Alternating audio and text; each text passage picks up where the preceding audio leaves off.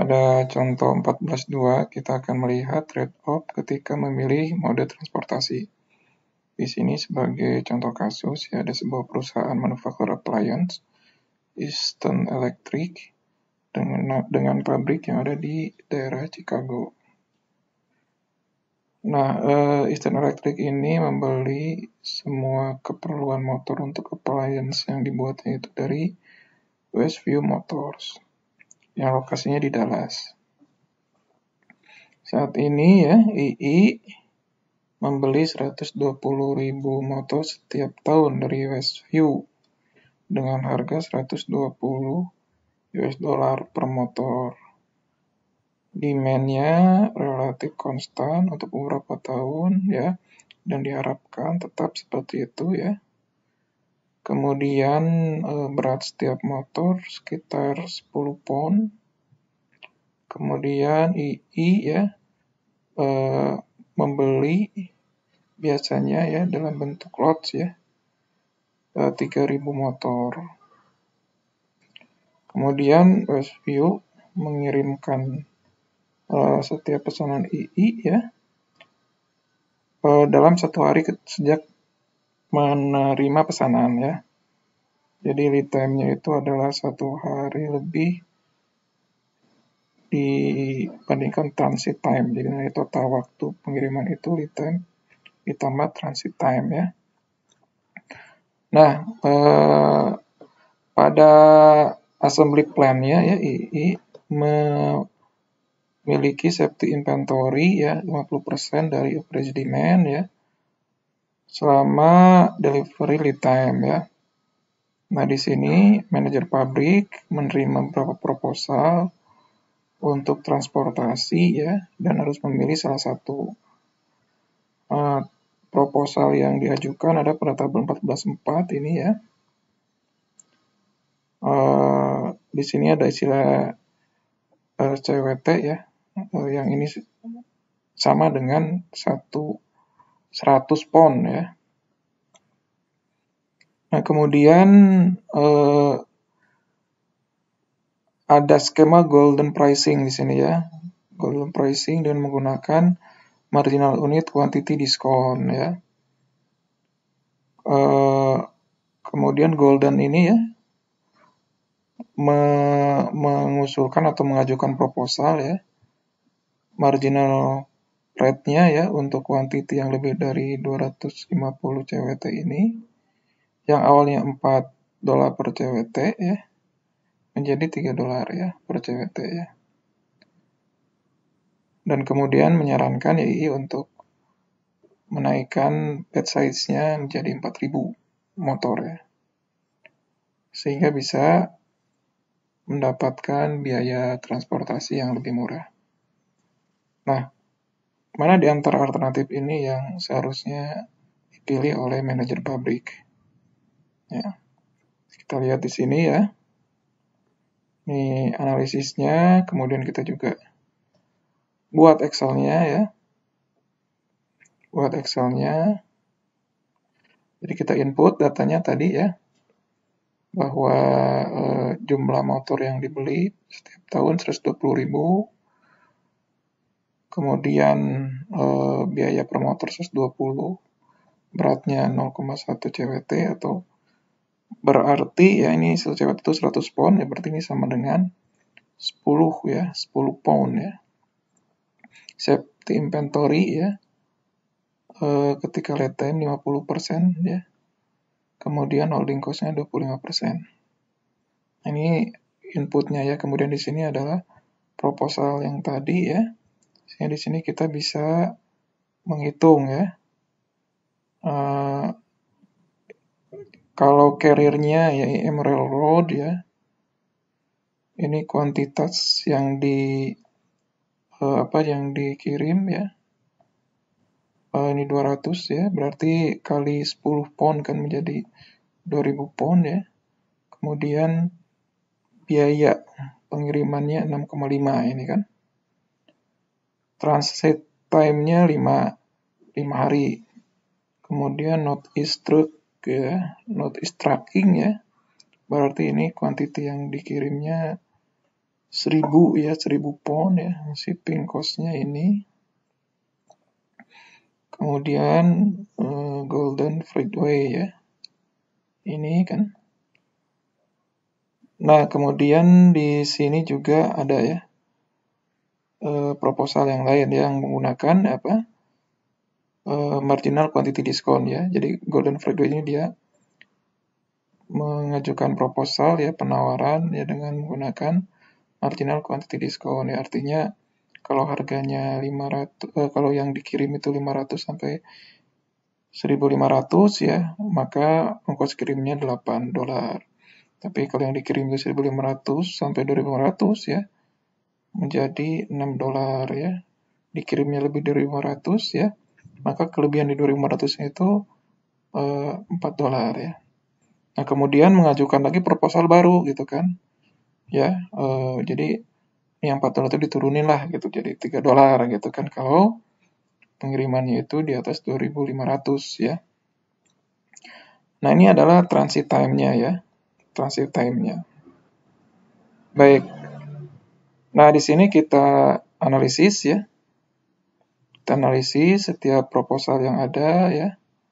Kita gunakan tabel ini ya. Mulai dari EM-Rail ya. Lot size-nya 2000. Average transportation cost ya 6,5 ya. Nah, transportation cost-nya adalah ini kan. Ya. Karena demand-nya 120.000 kan ya. 120.000 ya. 0,1 ya dikali 0,1 kan. Dikalikan ini ya. Biayanya 6,5 ya. Ya kenapa 0,1 dikali 0,1 ya, karena ini kan hitungnya CWT ya. CWT. Nah, ini kan ya cost-nya itu per CWT. Oke, nah ini diperoleh transportation cost-nya itu 78.000 ya US dollar. Nah, di sini kita bukan hanya mempertimbangkan biaya transportasi ya, tapi mempertimbangkan juga biaya inventory. Ya, sehingga kita nanti akan melihat trade-off-nya ya, biaya inventory, biaya transportasi dibandingkan dengan moda transportasi yang dipilih. Nah, di sini cycle inventory-nya ya, ini karena lot size-nya itu 2000 kan, cycle inventory-nya itu dibagi 2 ya, 2000 dibagi 2. Kemudian lead time ya, lead time-nya itu 6 ya. Karena di sini kan transitnya 5 ya, ditambah 1 ya untuk order ya, mempersiapkan order ya. Kemudian safety inventory, ya ini safety inventory-nya dihitung ya ketika lead time demand ya. Jadi ini kan lead time-nya 6 ya. Lead time-nya 6 ya. Kemudian dikalikan ini 50% dari lead time ya. Dikalikan dengan ini ya jumlah yang dipesan per tahun ya, dibagi 365 ya, karena kita hitungannya per tahun, sehingga diperoleh ya safety inventory-nya 986,3 ya. Nanti perlu dibulatkan ya. Sementara seperti ini ya, kemudian kita lihat in transit inventory ya. Nah, kalau in transit inventory-nya ini selama perjalanan ya. Jadi ini coba diperhitungkan juga in transit inventory ya. Nah, in transit inventory ya, berarti ini kan kalau 6 ini total ya lead time-nya, kemudian dikurangi 1 ya.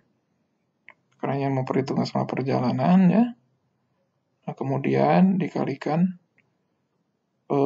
jumlah yang dibeli ya. Yang dibeli ya. Dibagi 365. Ya, jadi ini in transit inventory ya, inventory selama perjalanan ya. Nah, kemudian total inventory ya. Total inventory adalah jumlah dari cycle inventory, safety inventory, dan in transit inventory. Dan kita peroleh di sini total inventory-nya adalah 3.630 ya. Nah, holding cost ya, ongkos simpan ya. Ongkos simpan ya. Di sini dengan menghitung ya. Ongkos simpannya itu adalah total ya, ini kan ya. Total inventory-nya ya. Dikalikan dengan 25% ya, dikalikan 120. Nah, jadi ini aproksimasi ya. Ongkos simpannya itu 25% dari biaya atau harga unit ya. Nih. 25% dari harga unitnya, ini aproksimasinya kurang lebih seperti itu. Jadi diperoleh ongkos simpannya adalah 108.904. Nah, total ongkos simpan dan juga ongkos transportasi ya 186.904. Nah, ini kalau dari alternatif transportasi menggunakan IM Rail ya, dengan mempertimbangkan juga biaya inventory. Nah, perhitungan yang sama dilakukan juga ya untuk Northwest ya. Northwest ya, ini lot size motornya ya, lot size-nya gitu kan, sama ya. Kemudian Golden, nah untuk Golden dia menggunakan ya marginal quantity discount ya. Nah, jadi kalau untuk 500 sampai 1.500 ini 8 kan shipping cost-nya. Jadi ini masih 8 ya. Kemudian 1.500 juga masih 8 ya, masih 8 US dollar per CWT ya.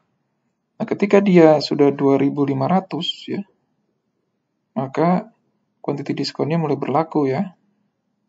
Nah, karena ya, yang 1.500 itu dikali 8 ditambah kelebihannya 1.000 dikalikan 6 ini ya. Ya, ongkosnya berkurang ya untuk 1.500 ke atas sampai 2.500 sehingga biaya transportasinya menjadi 7,2. Ya rata-rata dibagi 2.500 kan ya. Biaya transportasi per unit. Nah, ini kesananya sama ya. Perhitungannya kemudian nah kalau misalnya lot size-nya 3.000 ya. Nah, berarti yang 1.500 kali 8 kemudian 1.000 kali 6 berarti udah 2.500 kan ya. Kemudian 500 kali 4 ya, sehingga totalnya 3.000 ya, dibagi 3.000. Rata-ratanya ini. Ya, nah proposal awal ya dari Golden Freightways ini yang mengusulkan lot size-nya 4.000 ya, supaya katanya ongkos transportasinya minimum ya. Nah, sehingga 4.000 ya dihitung. Nah, ternyata rata-rata ongkos per CWT-nya itu adalah 6 ya, $6 memang paling sedikit ya dibandingkan yang lain. Nah, namun kita lihat ya di sini bahwa kalau dilihat dari total biaya, proposal yang paling ekonomis adalah ya proposal yang ini ya, dengan ke Golden Freightways ya dengan lot size-nya itu 500 ya. Memang ya transportasinya, ongkos transportasinya ini paling mahal ya dibandingkan dengan yang lain ya. Nah, namun kalau dilihat dari ongkos total itu dengan pertimbangkan ongkos simpan ya ternyata ini lebih murah ya. Jadi memesan dengan lot size-nya itu 500 ya. Nah, namun ya kalau hanya mempertimbangkan ongkos transportasi ya, kita lihat di sini ya bahwa yang paling murah memang kalau lot size-nya itu 4.000. Ya, kan di sini ongkos transportasi 72.000 kan ya. Kalau yang lot size 500 ongkos transportasi 56.000. Tapi ongkos totalnya dengan dibandingkan inventory ya, ini lebih mahal. Nah, begitu juga ya dengan proposal yang baru nih. Proposal yang baru ini dia menurunkan ongkos transportasi tapi tidak ya menurunkan ongkos inventory gitu. Nah, seperti itu ya analisisnya ya. Nah, ini ya yang tadi yang saya jelaskan. Nah, jadi tadi yang paling minimum itu ya, yang paling ekonomis itu dengan load size 500 kalau mempertimbangkan ongkos transportasi dan juga ongkos simpan ya. Namun kalau misalnya hanya mempertimbangkan ongkos transportasi, maka penawaran dengan load size 4.000 itu yang paling murah ya. Nah, sehingga di sini harus diambil keputusan ya, trade off di antara inventory dan juga transportasi ya. Biaya yang terkait ya, mana yang kemudian akan diputuskan. Nah, jadi kuncinya di sini ya adalah ketika memilih mode transportasi ya, seorang manajer harus perhitungkan unit cost ya, kemudian cycle safety in transit inventory cost ya, yang dihasilkan untuk setiap mode transportasi ya. Jadi bukan hanya mempertimbangkan ongkos transportasi ya. Tadi terlihat bahwa ongkos transportasinya sedikit ya, tapi ongkos transportasi itu ya sedikit karena biasanya load size-nya besar kan, tapi load size yang besar itu akan berakibat kepada ongkos inventory yang tinggi ya, sehingga kita harus mempertimbangkan juga ongkos inventory-nya ya, di samping ongkos transportasi. Nah ini ya, jadi moda transportasi dengan biaya transportasi yang tinggi ya bisa dijustifikasi ya, bisa dimungkinkan untuk dipilih ya. Kalau misalnya menghasilkan secara signifikan ongkos inventory yang lebih kecil ya, sehingga secara total menghasilkan ongkos total ya yang lebih kecil. Demikian ya penjelasan dari contoh 14.2 ya. Silakan kalau ada yang mau ditanyakan atau ditambahkan.